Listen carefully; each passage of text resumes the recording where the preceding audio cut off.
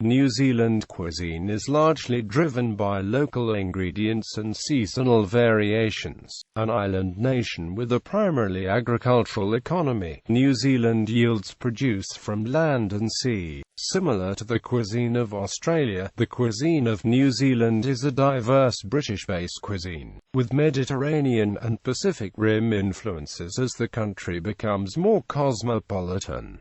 Historical influences came from Maori culture, New American cuisine, Southeast Asian, East Asian, and South Asian culinary traditions have become popular since the 1970s. In New Zealand households, dinner is the main meal of the day, when families gather and share their evening together. Restaurants and takeaways provide an increasing proportion of the diet. Maori cuisine. When the indigenous Maori arrived in New Zealand from tropical Polynesia, they had a number of food plants, including kumara, taro and tea. The plants grew well only in the north of the North Island. Native New Zealand plants such as fernroot became a more important part of the diet, along with insects such as the huhu grub. Problems with horticulture were made up for by an abundance of bird and marine life. The large flightless moa were soon hunted to extinction. Rahui included forbidding the hunting of certain species in particular places or at certain times of year, so that the numbers could regenerate. Like other Polynesian people, Maori cooked food in earth ovens, known in New Zealand as hangi, although the word umu is also used as in other Pacific languages. Stones are heated by fire and food packed in leaves are placed on top. The packs are further covered with foliage and cloth, or wet sacks, then earth. Other cooking methods included roasting and, in geothermal areas, boiling or steaming using natural hot springs and pools. Occasionally food would be boiled in non-geothermal areas by putting hot stones into a bowl with water and the food, and some food was also cooked over the open fire. Some foods were preserved using smoke air drying, or layers of fat, particularly mutton birds. Maori were one of the few people to have no form of alcoholic beverage. Food and religion. In traditional Maori religion, food was noa, or non-sacred. This meant care had to be taken to prevent it coming into contact with tapu places or objects. If it did, the tapu of the place or object, and often the people associated with it, would be at risk. High chiefs, and people engaged in tapu work such as tattooing, were tapu and were restricted in how they could deal with food, the most tapu needing to be fed by others. One story tells of a war party which had to be postponed as no non-tapu people were available to load the food supplies into the party's waka. European influences. When Europeans first arrived in New Zealand from the late 18th century, they brought their own foods with them. Some of these, especially pork and potatoes, were quickly adopted by Maori and helped end the threat of food shortages that had long plagued many Maori tribes. Potatoes were particularly popular as they were grown in a similar way to kumara but produced a much higher yield with less effort. Other European foods such as wheat, pumpkin, mutton, sugar, and many types of fruit also became a common part of the Maori diet. American sailors brought new varieties of kumara to New Zealand, and these high-yield varieties quickly superseded the original varieties of kumara. Alcohol, initially rejected as waipiro, also became part of Maori life. Most Maori tribes grew surpluses of food for trade with other tribes and with European visitors and settlers. Some tribes grew wealthy from this trade. Although the Maori food industry declined in the mid-19th century because of land loss and competition from settler farmers, many traditional food sources, such as the kariri and other birds, as well as some types of fish and plants, became scarce as forests were destroyed and species were overhunted. Maori cuisine today. Present-day Maori cuisine is a mixture of Maori tradition, old-fashioned English cookery, and contemporary dishes. Most large Maori gatherings feature a hangi, which is likely to contain foods brought to New Zealand by Maori and by Pākehā. In recent decades there has been much concern that Maori have picked up the worst of European eating habits and as a result are disproportionately likely to suffer from obesity, heart disease, and diabetes. Two dishes regarded as distinctively Maori are the boil-up of pork, potatoes, kumara and dumplings, and pork and puha, which combine introduced and indigenous foods. Both dishes owe much to 19th-century British cooking methods. Also distinctive is rewena or Maori bread, which is made with fermented potatoes. New Zealand European cuisine. The majority of New Zealanders are Pākehā of British descent, so it is not surprising that the cuisine owes much to British cuisine. British Isles settler food. 19th-century British settlers in New Zealand tried as much as possible to reproduce the foods of the homeland. In the early stages of colonization this was difficult as many ingredients were unavailable. Pākehā settlers ate native birds and fish, and used local ingredients in substitution for those which were unavailable. For example, brewing tea and beer using unconventional plants. Most of these innovations were abandoned as the Pākehā population increased and conventional ingredients began to be mass-imported or produced in New Zealand. One innovation which was commonly served on New Zealand tables until the mid-1980s was colonial goose, a stuffed leg of lamb which substituted for goose. A major difference between British and Pākehā food was that meat was much more readily available to all social classes in New Zealand, whereas in 19th-century Britain, labourers ate meat in very small quantities. In New Zealand they could have it for every meal. Since meat was a high-status food in Britain, British settlers in New Zealand ate vast quantities of it. It is noted Scotland provided the largest number of British ancestors of today's Pākehā. The Scottish legacy on food could be seen through a traditional preference of sweet foods, and a wealth of baking dishes to celebrate important occasions, reflected through cakes, scones, muffins and other mainly sweet baking dishes. The country's most iconic recipe book, the Edmonds Cookery Book, originally began as publicity material for a baking powder company, and contains a high proportion of baking recipes. From Antipodean British fare to Asia-Pacific fusion, for most of the 20th century, New Zealand cuisine remained highly derivative of British food. From about the 1960s, the advent of affordable air travel allowed New Zealanders to travel overseas more easily. Many New Zealanders went to Europe on overseas experience where they encountered French and Italian cooking, and also the Indian and Chinese restaurants of Britain as well as the new British cuisine. When they returned home they helped create a demand for better quality food and more variety. They also tried to discover what New Zealand cuisine was, experimenting with hangi and gaining a greater appreciation of New Zealand produce. The United Kingdom's joining of the European Economic Community in 1973 sounded the death knell of New Zealand's identity as an agricultural producer for the British Isles,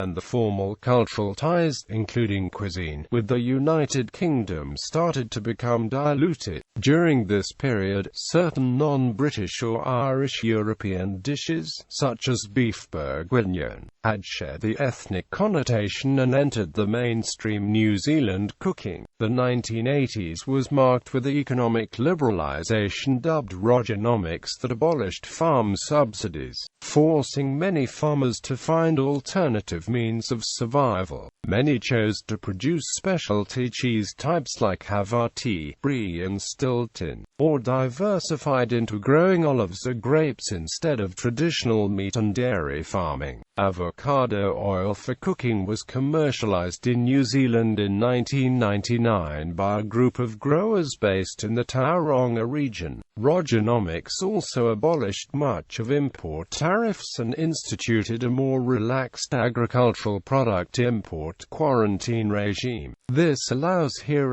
to prohibited or prohibitively expensive specialty foods, such as genuine Serrano ham from Spain, extra virgin olive oil from Italy and mango from Thailand, to be available in New Zealand at reasonable costs. These two developments from Rogernomics have given birth to a proliferation of specialist food products available in New Zealand, on top of changes in available ingredients. The 1980s also witnessed a whole-scale liberalization in attitude towards the formerly foreign muck cooking styles and segmentation of lifestyles. According to income and socio-economic status, New Zealand had by this time developed the largely distinct cultural outlook away from the British Isles, and this also made foreign cooking styles more acceptable among the general public. The same era also saw the moneyed populations feeling free to openly emulate the luxurious eating and drinking habits of upper and upper middle classes overseas, as the traditional New Zealand preference of egalitarianism, manifested in widespread prejudice against any deviation from lower middle-class lifestyles, waned in influence. In the words of New Zealand-based anthropologist David Veart, this period of sea change in New Zealand's culinary culture was akin to being let out after a long school detention.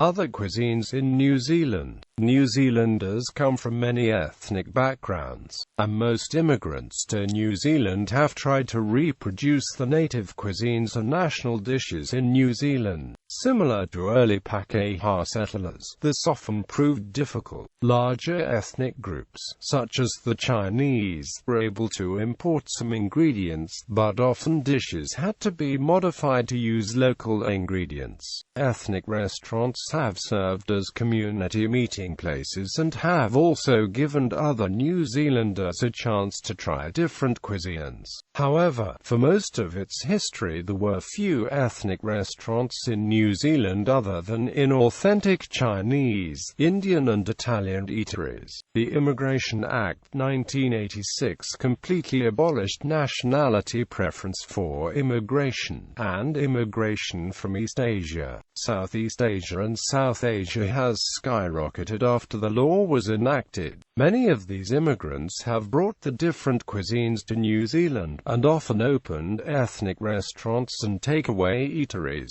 giving New Zealanders a chance to try more authentic editions of Japanese, Thai, Malay, regional Chinese, Indian, and other Asian cuisines. Over time these ethnic cuisines have been gradually accepted by Pākehā and Māori New Zealanders. Consequently, most New Zealand cities have a wide variety of ethnic restaurants, and foods such as kebabs, couscous, and sushi are served virtually everywhere. Many ethnic origin dishes have been willingly adopted by New Zealanders as their own, including sushi, antipasto, butter chicken, pad thai pasta, such that they appear in home cooking, as well as in generic New Zealand restaurants. Ingredients for many ethnic dishes have become much easier to find in major cities, mostly through specialty or ethnic food stores started by many of the post-1987 migrants to New Zealand, but in some cases also through mainstream New Zealand supermarket chains.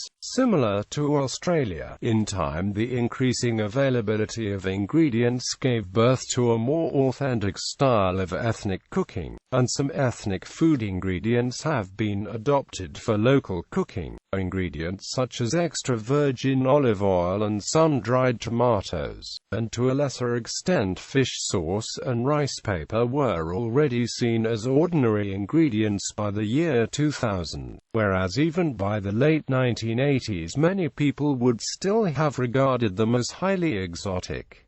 Contemporary scene. As a result of various developments, the food scene of New Zealand in the early 21st century is in a state of flux. Cosmopolitan Pacific Rim fares reign is now the norm in much of metropolitan eating-out scenes, and traditional hearty settlers' food, now dubbed cuisine Kiwiana, but reinterpreted through Pacific Rim cooking knowledge, is a popular cooking style for eating-out scenes even in the most remote rural regions. Most of the home cooking prepared at households in Auckland is now a mix of traditional Kiwiana dishes heavily modified by Mediterranean and Asian techniques and ingredients, and adapted versions of Mediterranean, Chinese, and Indian dishes. In the more culturally traditional parts of the country, such as rural Canterbury and the West Coast, however, traditional Kiwiana fare is still the norm at many homes. Certain vestiges of traditional Kiwiana dishes remain popular throughout the country, such as fish and chips, meat pies, custard squares,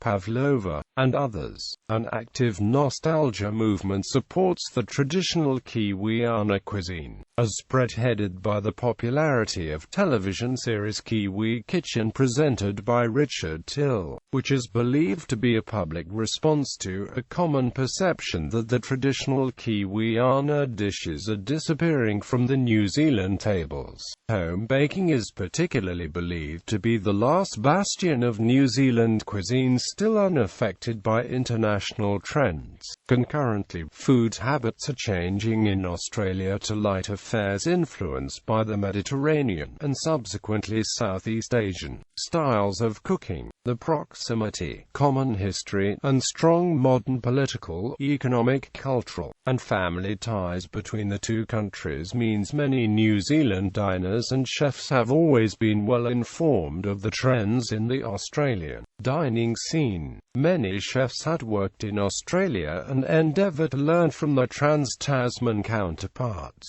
and in time the changing Australian culinary scene has trickled-down effects on the New Zealand cuisine as well. In general, there are minimal differences between the food preference of New Zealand and Australia. The food trends in New Zealand tend to trail its trans-Tasman counterparts by a few years to a decade, such as the Mediterranean cookery did not become mainstream in New Zealand until the dawn of the 1990s, while its influence was already felt in Australia by the 1980s, and while Australia has by the early 21st century developed a well-established, niche specialist produce distributing channel. A similar system is still in its infancy across the Tasman. However, in recent times Auckland and Wellington have food fashions moving essentially in sync with that of Sydney and Melbourne. One major recent development in the food scene is the emergence of a genuine cafe culture and disappearance of the traditional institution of tea rooms at large. Before the 1990s, tea rooms proliferated throughout the country offering cream tea, with scones, cream and cucumber sandwiches, muffins, and custard squares, with filtered coffee or tea as drinks. New Zealanders have copied the Australian habits of adopting Mediterranean practice of drinking espresso-derived coffees. In time, cafes became wildly popular and many tea room owners converted the businesses to cafes and learned to use espresso machines in a rush. Cream tea has gone out of fashion in the contemporary New Zealand dining scene, and scones are baked at homes rather than served in eateries. Vegetarianism had been regarded as an alternative lifestyle for many years, but became more mainstream during the 1980s. Even though consistent, vegetarians are still rare, despite exhortations by the Ministry of Health and their allies for people to eat less meat and more cereals, fruits, and vegetables. A highly meat-based diet remains a part of New Zealand culture, albeit with decrease of red meat consumption and intake of fish and chicken has been on the rise.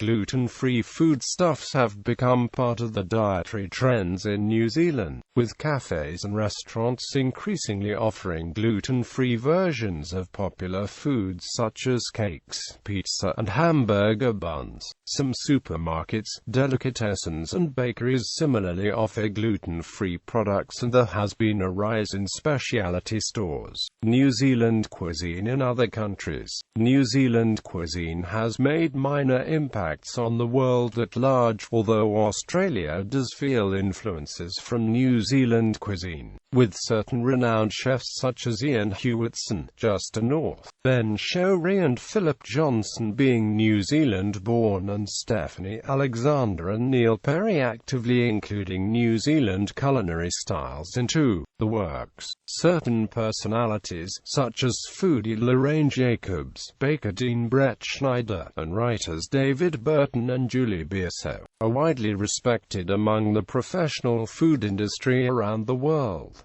The famed chef Peter Gordon of London hails from New Zealand originally. The country's most famous culinary export, the pavlova, has been the object of a decades-long battle with Australia over where it was invented. Fusion cuisine and the Pacific Rim style of cooking are major cuisine styles that interact with modern New Zealand cuisine, with chefs from New Zealand actively learning overseas trends, and chefs like Peter Gordon, bakers such as Dean Brett Schneider, and foodies such as Lorraine Jacobs impacting fusion and Pacific Rim cuisines from New Zealand cuisine. Cuisine magazine, first published in 1986, has earned global fame and is held in high prestige among the worldwide foodie communities. Wine and beer. New Zealand has a successful wine industry, with about 76 million litres being exported in the year to June 2007. The first vines are thought to have been introduced by missionary Samuel Marsden, and planted in 1817 by Charles Gordon, Superintendent of Agriculture for the missionaries. According to Dr. Richard Smart, who was viticultural editor of both editions of the Oxford Companion to Wine, official British resident James Busby is credited with producing wine at Karikari in 1833, and Charles Darwin noted the winery in his diary when he visited Karikari in 1835. Small vineyards were also planted by French settlers in Arkaroa in the 1840s. However, wine was drunk in relatively small quantities well into the 20th century, with the average per capita consumption only about 2.6 litres in 1966. The high price of imported wines probably prevented New Zealanders from developing a taste for wine, although it did help sales of local vintages. The quality of these wines slowly improved, with New Zealand wines winning 3 gold and 13 silver medals at the International Wine Fair in 1963. Aided by the deregulation of the economy in the 1980s and 1990s, domestic wine consumption increased and New Zealand wine won increasing accolades internationally. There are 10 major wine-producing areas in New Zealand, with Marlborough famed for its Sauvignon Blanc, Gisborne for its Chardonnay, and Central Otago and Martinborough building a reputation for Pinot Noir and Pinot Gris. Hawke's Bay is known for its bold Cabernets, and Auckland's Waiheke Island is home to one of the top 20 Cabernet blends in the world. Marlborough and Hawke's Bay are New Zealand's 2 premium wine-growing regions. Beer is the most popular alcoholic drink in New Zealand, accounting for 63% of available alcohol for sale. New Zealand is ranked 27th in beer consumption per capita, at around 64.7 litres per person per annum. The vast majority of beer produced in New Zealand is a type of lager, either pale or amber in color, and between 4% to 5% alcohol by volume. There are also over 100 smaller craft breweries and brew pubs producing a vast range of beer styles. The two largest breweries in New Zealand, Lion Nathan and DB Breweries, control almost 90% of sales by volume between them. New Zealand is also a leading hops-producing nation with some of the most sought-after hops in the world. Patterns of eating. Most New Zealanders eat the main meal, known as dinner, or sometimes tea, in the evening. Most families living in one household try to eat dinner together several times a week. The formality and structure of these meals varies from family to family. Although a few New Zealanders cook most things from scratch, most New Zealand home cooks are dependent to some extent on pre-made ingredients. Cakes are very rarely made from packet mix. This has never really taken on in New Zealand. Most families eat takeaways, such as fast food, fish and chips, Chinese food, or pizza about once or twice a week. In flats, flatmates will generally either take turns cooking or each cook and eat individually. In the summer, the barbecue is common, generally as a social event. Guests will usually be invited to bring beer, and on occasion meat, which the host will cook. Sometimes guests contribute a salad to the gathering instead. It is traditional for the men to cook the meat, and for the women to do everything else, although these patterns are changing. Similar Māori gatherings will often feature a hangi, a pit in which meats or fish are cooked with vegetables. A deep hole is dug in the ground, lined with red-hot stones and covered with vegetation. The food is then placed on top. The whole oven is sprinkled with water and sealed with more vegetation. The hole is then filled with earth and left to steam for several hours. Traditionally, men dig and prepare the hole, and women prepare the food to go in it. All members of an extended family help out for such a feast. The occasion is relaxed, friendly and fun, with people often eating the meal under a marquee. Many New Zealand gatherings feature a custom known as bring a plate or potluck, in which each guest will bring a plate of food to share. This allows people to host large groups without incurring serious expense.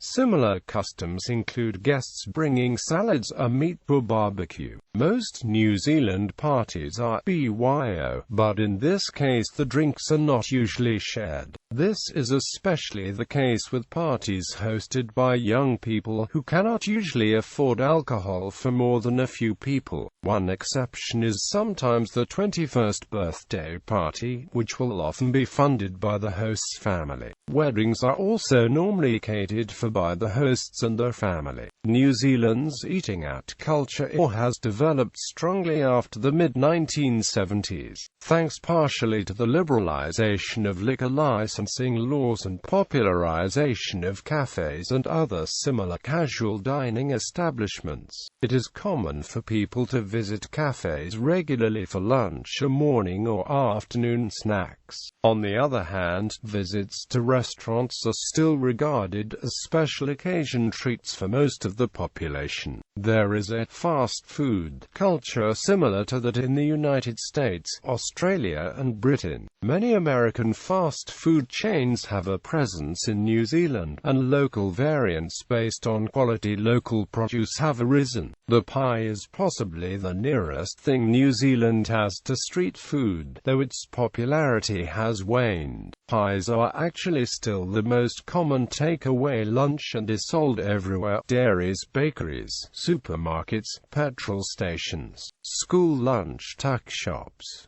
Pies can be made with beef, lamb, chicken, pork, apple or custard. A fast food chain based on pies, Georgie Pie, was founded in 1977, but went out of business in the mid-1990s. Currently another fast food chain selling pies exists. Australian-based Chester's produces pies throughout New Zealand's North Island, predominantly Auckland. In the main centres, food courts have become become popular, with several in Auckland alone. Immigration has led to an increase in choice and quality, with many food halls offering Asian cuisines including Thai, Indian, Turkish, Malaysian, Japanese and Chinese, as well as distinctly New Zealand fare such as roast dinners. New Zealand foods.